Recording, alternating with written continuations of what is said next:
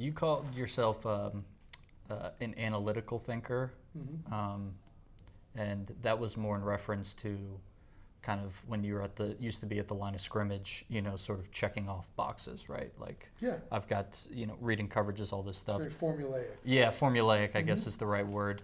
Yeah. But you've also got like this creative thing going on where you like to write and make music and, create outside of that. So which one appears when you're standing over a golf ball? Probably the analytical one. Yeah. Probably too much.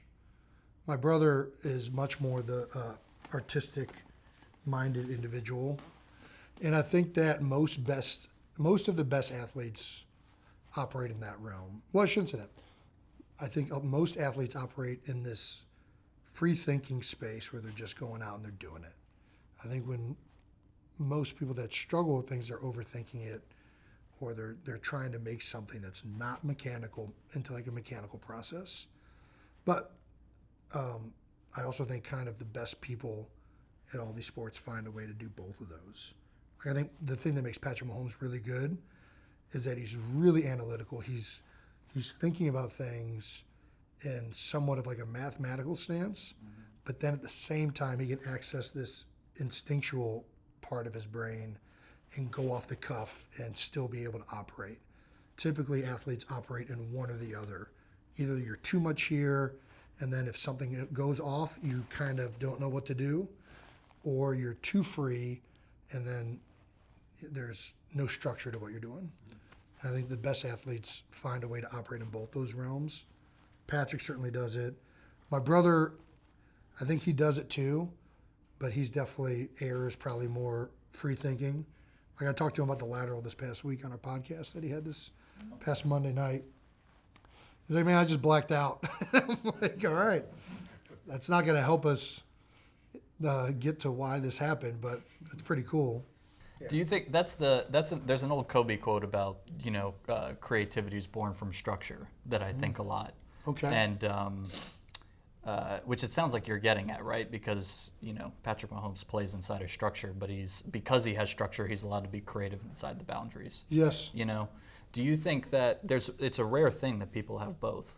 Yeah. And it's something we've addressed on this podcast multiple times, which is trying to get to like, is that a innate thing, or is that something that you can learn? And I'm not sure if we'll ever get to the answer. Yeah, I mean, I don't know. I think there's probably some inherent things that are innate in certain individuals, but I also think that you can probably learn it and get better at operating within those. I mean, there's all sorts of games and sports. Like I really do think playing, the more sports you play, the more it makes you creative within other sports.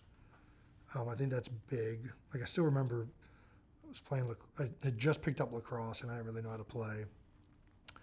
And I started doing this like swim move because that's what I did on a football field. And I would take the stick, I'd kind of like wave it here to get the defender to kind of like take a swing at it. And then I'd go over his head and I'd be past him. And my lacrosse coach hated it because like nobody else did that move. And then I would like turn the TV on and see like guys in college are actually doing that move now. I'm like, well, that's pretty cool. Like he's like, it's the Kelce. Well, it's the swim move. And like, so I think that when you play other sports, you expand your experiences. And I think that being creative, like when I played music, it's hard, like it was really hard to improvise when I was younger because they would give you a scale and then they would say, okay, just go out there and improvise within this scale. And when you're operating from no experience within the song or the scale or what you're doing, that means nothing. It's hard to have anything of substance. But once you've mimicked other solos, or you've heard enough music and you have all these things that you can relate your brain to in the moment, then being creative in the moment and drawing on all these past experiences and things that you've done becomes easier to all of a sudden improvise something in the middle of nothing. Yeah. I found that with golf too, starting to play golf, which is like there's so much etiquette and sort of rules that come with golf that playing as a young person, at least for the first, I would say 2 years, is about like, okay, I got to put my shoes on inside. and then I can't stand here when somebody's hitting, and I don't want to walk through his through line. And so you constantly have this checklist until that becomes natural. And only when that becomes ingrained can you actually feel like you go out and can play golf.